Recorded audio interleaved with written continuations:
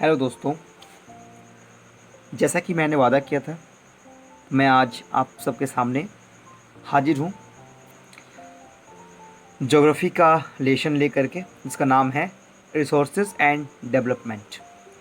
जैसा कि हम सब जानते हैं कि साइंस पढ़ने वालों के लिए बहुत सारे चैनल्स हैं यूट्यूब पे, परंतु जो बच्चे बोर्ड परीक्षा की तैयारी कर रहे हैं उन्हें कहीं ना कहीं आर्ट्स में, खासकर ज्योग्राफी, हिस्ट्री और सिविक्स में प्रॉब्लम आती है। और सबसे मज़े की बात यह है कि हिंदी मीडियम में के बच्चों के लिए अभी भी हाल में कुछ शिक्षकों ने क्लासेस शुरू की है, परंतु कुछ बच्चे ऐसे होते हैं जिनको हिंदी समझ नहीं आती, तो उनके लिए मैं लेकर आया हूँ इंग्लिश मीडियम। यानी कि इंग्लिश मीडियम का मैं सिलेबस कवर करूँगा। अगर अब आप बताएं कि मुझे इंग्लिश बोलना चाहिए या हिंदी बोलना चाहिए, मैं दोनों बोलूँगा, ट्राई करूँगा। But you can tell me whether should I continue with English language और हिंदी लैंग्वेज और both. If you like this, I will continuously upload my videos on YouTube, and especially I am making these videos for Shishu Mandir students so that they can get benefit from my video. Let's start. We are reading resources and development. Now, uh, we know that हम जानते हैं everything available in our environment which can be used to satisfy our needs, provided it is technologically accessible, economically feasible, and culturally acceptable, can be termed as resource. That is, हम कह सकते हैं कि resource क्या होता है। What is resource? तो जो भी हमारे इन्वायरमेंट में मौजूद है, जो हमारे नीड्स को यानी कि ज़रूरत को पूरा करता है, ठीक है, और जिसको हम टेक्नोलॉजी का इस्तेमाल करके यानी कि मशीन का इस्तेमाल करके उसको आसानी से एक्सेस कर सकते हैं यानी प्राप्त कर सकते हैं, और इकोनॉमिकली फिजिबल हो। यानी कहने का मतलब है कि वो इतना ज़्यादा खर्चीला ना हो कि हम 2 रुपये की चीज़ को 10 रुपये, अगर 2 रुपये का चीज़ बने और 10 रुपये लग जाए तो फिर क्या फ़ायदा। तो इकोनॉमिकली फिजिबल भी होना चाहिए, यानी कि आसानी से कम कीमतों पर वो निकलने योग्य हो, और कल्चरली एक्सेप्टेबल, और ऐसा ना हो कि कल्चर में एक्सेप्ट भी हो, ठीक है, तो उसको हम कहेंगे रिसोर्स। यानी कि मैं अगर एग्जांपल दूं तो यानी कि रिसोर्स हम कह सकते हैं टेक्नोलॉजिकली एक्सेसिबल। यानी कि हम लोग क्या कर सकते हैं, मान लीजिए कहीं कोयला निकला, तो कोयला जो है हम लोग उसको क्या करना चाहते हैं, हम लोग जो टेक्नोलॉजी का इस्तेमाल करके पहले माइंस खोदेंगे, उसमें से कोयले को निकालेंगे, ठीक है। तो इस प्रकार से हम देखते हैं कि नहीं, कोयले से जो उत्पन्न हुआ जो मेरा जो आमदनी है वो भैया ज़्यादा होना चाहिए उसके खुद निकालने से, तो इकोनॉमिकली फिजिबल हो गया ये कोयला। और कल्चरली एक्सेप्टेबल का मतलब क्या हुआ कि हम लोग कल्चर में, मतलब जो कोई भी कल्चर हम लोग इस्तेमाल करते हैं, हिंदू मुस्लिम जो भी कल्चर है, तो उसमें हम लोग कोयले को जलाना कोई ख़राब नहीं माना जाता, नहीं, कल्चरली भी उसको एक्सेप्ट कर सकते हैं। तो that is we can say कि everything in a environment which can satisfy our needs, means we can satisfy our needs by them, and which is economically feasible and technologically accessible and culturally acceptable, is called resource. I will also provide you the PDFs of notes if you want. Okay, let's चलिए आगे बढ़ते हैं। तो अभी हम लोग पढ़े resource क्या होता है। आप जानते हैं कि ट्रांसफॉर्मेशन का जो प्रोसेस है, ठीक है, कोई भी चीज़ों को, तो उसको कौन लेके आता है, उसको मनुष्य ही लेके आता है, यानी हम लोग ह्यूमन बींग्स, ठीक है ना। तो उसको कैसे लेके आते हैं, तो the process of transformation of things available in our environment involves an interdependent relationship between nature, technology and institution. सही बात है कि नेचर में पे हम लोग टेक्नोलॉजी का इस्तेमाल करेंगे, तकनीकी का इस्तेमाल करेंगे, उसका इस्तेमाल करके नेचर से चीज़ों को निकालेंगे, और उसको निकालने के बाद इंस्टीट्यूशन का इस्तेमाल करना पड़ेगा हमें। इंस्टीट्यूशन मतलब संस्थाएं बनानी पड़ेंगी हमें, ठीक है, तो कैसे उसको निकाला जाए, किस टेक्नोलॉजी का इस्तेमाल किया जाए। इस प्रकार से रिलेशनशिप है प्रकृति का, टेक्नोलॉजी का और इंस्टीट्यूशंस का, ठीक है। और आप कह सकते हैं कि जो भी हमें दिखता है, मान लीजिए एक पेड़ दिखा, तो ऐसा नहीं कि पेड़ जो है वो रिसोर्स हो गया, नहीं। आप पेड़ को काटने के बाद उसको मनुष्य ही उसको रिसोर्स बनाता है। कैसे? तो पेड़ को वो काटेगा, आफ्टर कटिंग द ट्री, यानी काटने के बाद उस पेड़ से मान लीजिए कि एक फर्नीचर यानी कि कुर्सी या टेबल का निर्माण करेगा मनुष्य, तो फिर वो रिसोर्स बन सकता है। तो कहने का मतलब ये हुआ कि human beings themselves are essential components of resource, यानी कि आदमी जो है ना वो रिसोर्स का बहुत महत्वपूर्ण पार्ट होता है, अंग होता है। ठीक है।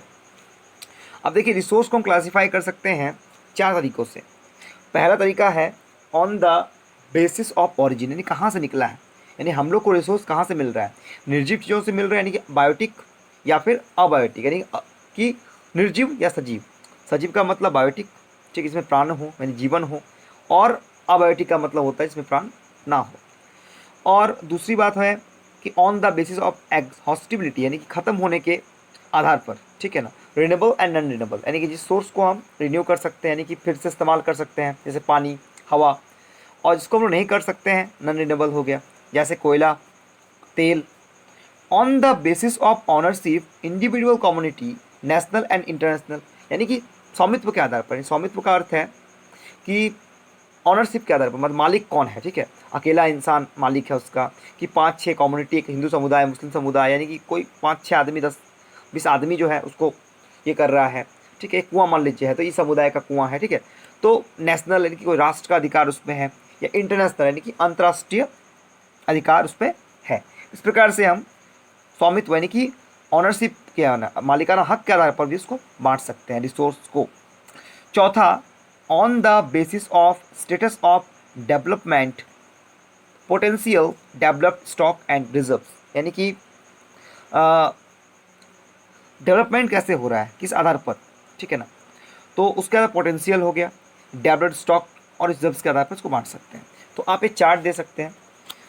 रिसोर्सेज यानी कि नेचुरल और ह्यूमन बींग्स के द्वारा बनाया गया। रिसोर्सेज 2 तरह के होते हैं, नेचुरल भी होते हैं और एक ह्यूमन भी एक आप रिसोर्स, यानी मैंने क्या बताया कि आदमी भी खुद एक रिसोर्स है, क्योंकि आदमी भी नीड्स को पूरा करते हैं, ठीक है।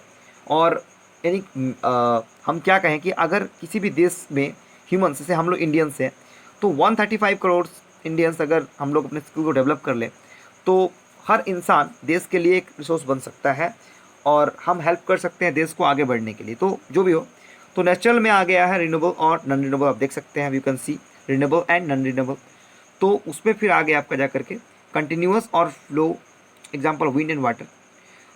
उसके बाद फिर आपका आ गया, तो आप इस चार्ट को देख लीजिएगा। ये चार्ट बहुत ही सिंपल चार्ट है, यानी फिर से मैं इसको समझाता हूँ। नेचुरल में आ गया रिन्यूएबल एंड नॉन रिन्यूएबल, और रिन्यूएबल में फिर आता है कंटिन्यूअस और flow, example wind and water, मतलब जो फ्लो कर सके, लगातार आपको मिले।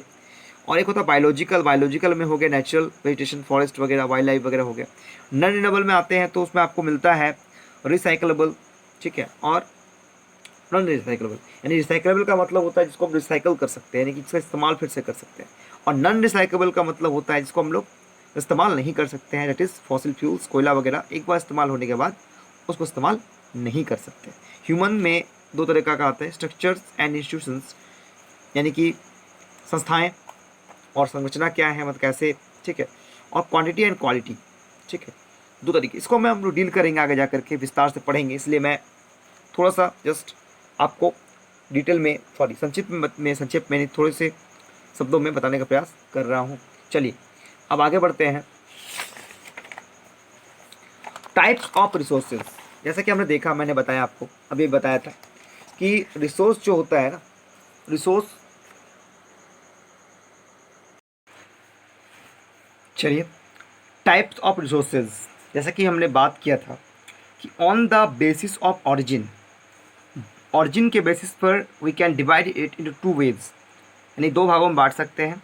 पहला बायोटिक रिसोर्सेज, दूसरा abiotic resources. What is biotic resources, यानी कि ये जो बायोटिक रिसोर्सेज होता है ये आपका मिलता है बायोस्फीयर से, यानी कि हमारे अगल बगल के वातावरण से। And have life such as human beings, है ना, और इसमें जीवन होता है। Human beings and flora and fauna, fisheries, livestock etcetera, मतलब कि आप अगल बगल जो भी पौधे देख रहे हैं, जो भी एनिमल्स देख रहे हैं, वहाँ से हमें मिले। फिश हो सकता है या कोई भेड़ बकरी जंतु हो सकता है, तो ये अगल बगल से जो मिलता है उसको बोलते हैं बायोटिक रिसोर्सेज। यानी abiotic resources, what is abiotic resources, यानी all those things which are compose of non living, यानी जो नॉन लिविंग थिंग से बना होता है उसको बोलते हैं अबायोटिक रिसोर्सेज, यानी कि रॉक्स एंड मेटल्स। अब आप जान सकते हैं कि रॉक्स और मेटल्स जो होता है ना, वो क्या होता है, वो नॉन लिविंग थिंग होती है, जान नहीं होती है, पर हमारे लिए तो यूजफुल है, तो उसको बोलते हैं हम लोग अबायोटिक रिसोर्सेज।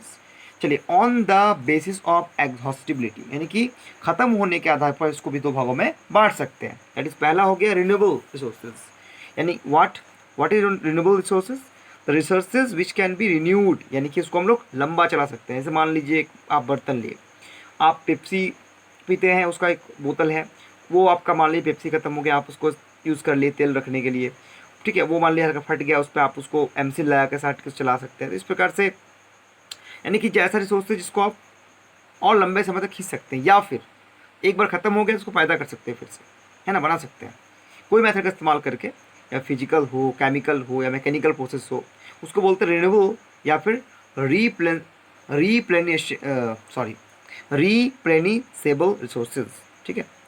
एग्जाम्पल है solar and wind energy, water हो गया, फॉरेस्ट एंड वाइल्ड लाइफ हो गया। तो रिन्यूएबल एनर्जी रिसोर्सेज में फर्दर भी डिवाइडेड इनटू कंटिन्यूअस फ्लो, यानी कि आप उसको दो भागों में फिर बांट सकते हैं, कंटिन्यूस से फ्लो में बांट सकते हैं। तो चलिए आगे बढ़ते हैं। What is non renewable resources क्या है? This occur over a very long geological time, यानी कहने का मतलब है कि ये जो बनते हैं ना नॉन रिन्यूएबल रिसोर्सेज, इनको बनने में मिलियंस ऑफ ईयर्स लग जाते हैं, ठीक है। और मिनरल्स और फॉसिल फ्यूल्स एग्जाम्पल्स हो गए हैं इसके, ठीक है। और आप जानते हैं कि कुछ रिसोर्सेज ऐसे होते हैं ना, लाइक मेटल्स और रिसाइकल मेटल्स जो होते हैं वो रिसाइकलेबल होते हैं, है ना। और कुछ फॉसिल फ्यूल्स वगैरह होते हैं ना, उसको हम रिसाइकल नहीं कर सकते हैं, वो मतलब उसको यूज़ कर लिए तो फिर वो ख़त्म हो जाएंगे। इसलिए कहते हैं हम लोग को कि we must use our natural resources, specially जो कि नॉन रिन्यूएबल है, उसको सावधानी से यूज़ करना चाहिए, ताकि आने वाले जो हमारे पीढ़ी के लोग हैं, बच्चे हैं, वो उसका अनुभव कर सके, मतलब वो देख उनका भी इस्तेमाल कर सके, लाभ ले सके उनका, ठीक है।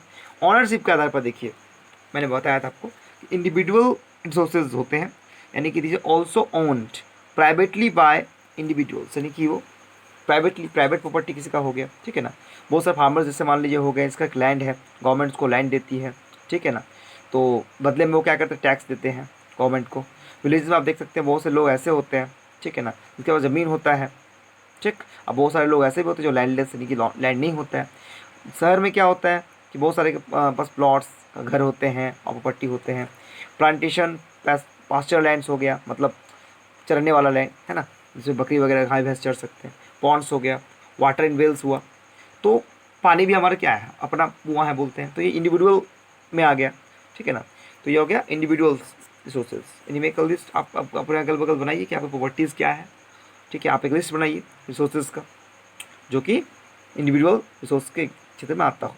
एक होता है कम्युनिटी ओन रिसोर्सेज, ये क्या होते हैं भाई?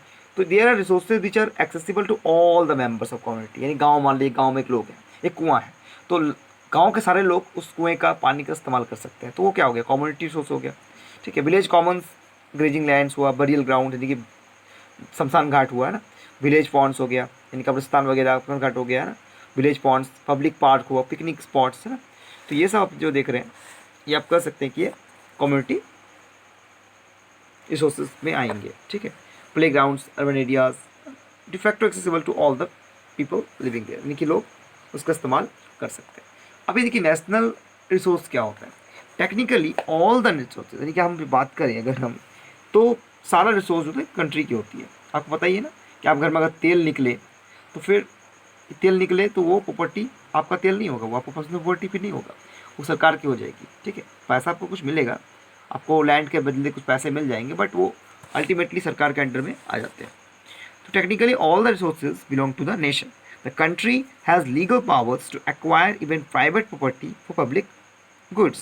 You might have seen roads, canals, railways being constructed on field owned by some individual. अब देखा होगा ना कि जैसे कोई अगर रेलवे का ब्रिज बन रहा है या रोड बन रहा है, तो अगर मान लीजिए किसी भी ज़मीन का अधिग्रहण करना हो, यानी कि उसको सरकार को लेना हो, तो ले सकता है, ठीक है। आप उसको रोक नहीं सकते हैं, ठीक है।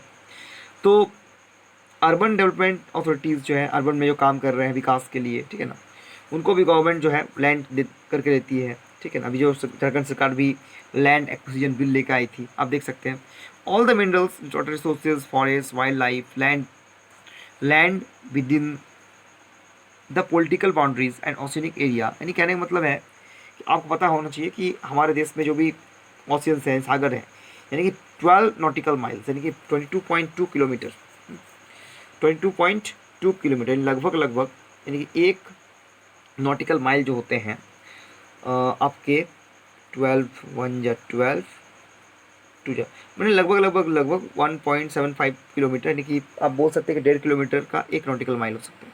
ठीक है, तो from the coast termed as a territory water and, मैंने कहने मतलब ये हुआ कि अगर मान लीजिए आपका हमारे देश में अगर सागर है, समुद्र है, तो समुद्र में 1.5 से 2 किलोमीटर जो है ना, 1.5 से 2 किलोमीटर वो हमारे एरिया क्षेत्र में आता है। उसके बाद आपका इंटरनेशनल वाटर वो कहलाता है। ठीक है, तो आप इसको बढ़िया से एक बार चेक कर लें कि एक नॉटिकल माइल्स में कितना किलोमीटर होता है, तो एग्जैक्टली, ठीक है ना, लगभग 1.5 किलोमीटर आपका हो सकता है। ठीक है, मैं गलत भी हो सकता हूँ, आप वो चेक कर लें। And resources therein belong to the nation, यानी कहने मतलब है कि जो भी अधिकार क्षेत्र में आते हैं, हमारे देश की जो सीमाएं हैं उसके अंतर्गत जो भी प्रॉपर्टीज़ हैं, चाहे वो इंडिविजुअल हो, कम्युनिटी हो, उससे मतलब नहीं है, वो सब ऑटोमेटिकली वो नेशनल रिसोर्स में आ जाती है। अब बात करते हैं इंटरनेशनल रिसोर्स के बारे में। तो कुछ ऐसे भी इंटरनेशनल इंस्टीट्यूशंस हैं जो कि रेगुलेट करते हैं कुछ रिसोर्स को। यानी कहने का मतलब, देखिए एग्जाम्पल के तौर पर, अंटार्कटिका में बर्फ़ है, उसके नीचे कहा जाता है कि बहुत सारी संपदाएँ, रिसोर्सेज छुपी हो सकती हैं, यानी वहाँ पे में भी हो सकता है कोयला मिले, तेल मिले, जो भी। लेकिन अभी इंटरनेशनल कम्युनिटी ने, सभी ने, मतलब रशिया, चाइना, अमेरिका और इंडिया, सब ने मिलकर ये निर्णय ले रखा है कि वहाँ पे कोई खुदाई अभी नहीं करेगा। ठीक है, तो वो हो गया इंटरनेशनल रिसोर्स के अंतर्गत आ गया। तो oceanic resources beyond 200 nautical miles of the exclusive economic zone belong to open ocean, and no individual country can utilize this without the concurrence of international institution। कहने का मतलब ये हुआ कि 200 नॉटिकल माइल्स के बाद जो है, जो एरिया आता है सागर में, तो उसको जो है कोई भी कंट्री इस्तेमाल नहीं कर सकता उस रिसोर्स को, जब तक कि इंटरनेशनल अथॉरिटीज से परमिशन ना मिल जाए। यानी मान लीजिए कि अगर इंडिया चाहे तो अपने दक्षिण हिंद महासागर में अपने क्षेत्र में तो कर ही सकता है, 200 नॉटिकल माइल्स के बाद वहाँ पे जा कर के खुदाई नहीं कर सकता, उसको वहाँ पे इंटरनेशनली नॉर्म्स का पालन करना होगा, और जो भी नेशनल इंटरनेशनल संस्थाएं हैं उनसे परमिशन ले करके फिर वो काम कर सकते हैं। यानी कहने का मतलब ये हुआ कि वो सबके लिए सुरक्षित रखा जाता है। तो यानी अभी कह सकते हैं कि जो रिसोर्स सबके लिए हो, पर दुनिया के लिए हो। अब चांद, मान लीजिए चांद पे कोई कहता है चांद पे सोडियम का भंडार है, चांद पे मिल सकता है बहुत सारे रिसोर्सेज, पर चांद पे भी खुदाई जो होगी उसके लिए भी इंटरनेशनली सबको एक मत होना पड़ेगा। ठीक है, तो ऐसे चांद पे खुदाई नहीं कर सकता है कोई। ठीक है, तो देखना होगा कि अमेरिका क्या करता है। लेकिन अभी जो यही है कि चांद पे जो है अभी रिसोर्स, जो इतना भी रिसोर्स है वो सारी पृथ्वी के लिए है, तो वो इंटरनेशनल रिसोर्स में आ गया। ठीक है, देखिए, do you know that India has got the right to mine manganese nodules from the bed of the Indian Ocean, from that area which lies beyond the exclusive economic zone, and by some other resource which are internal। देखिए, India को मिला था, ठीक, अभी तो book पुराना हो गया, इंडिया के एक ऑर्डर मिला था, ठीक, राइट मिला था मैग्नीज नूडल्स, यानी मैग्नीज का जो ओर्स वगैरह है उसको लेने, मतलब निकालने का इंडियन ओशन के फ्लोर से, जो कि विच लाइज बियॉन्ड द, मैंने एक्सक्लूसिव इकोनॉमिक जोन, आपको पहले बताया कि यानी कि जो 200 नॉटिकल माइल के अंडर ही होगा तो इंडिया उसको निकाल सकता था। तो यही तक, मैं ज़्यादा लंबा ना खींचते हुए इस क्लास को ही ख़त्म करता हूँ। आप बताएं आपको कैसा लगा, और अच्छा लगा तो लाइक और कमेंट जरूर करें, और क्वेश्चन पूछने के लिए कमेंट में क्वेश्चन आप कर सकते हैं, और इसका जो है पूरा करने के बाद मैं अपनी तरफ से कोशिश करूँगा कि आपको नोट्स भी प्रोवाइड किया जाए। तो लाइक करें, कमेंट करें, शेयर करें। धन्यवाद। जय हिंद, जय भारत।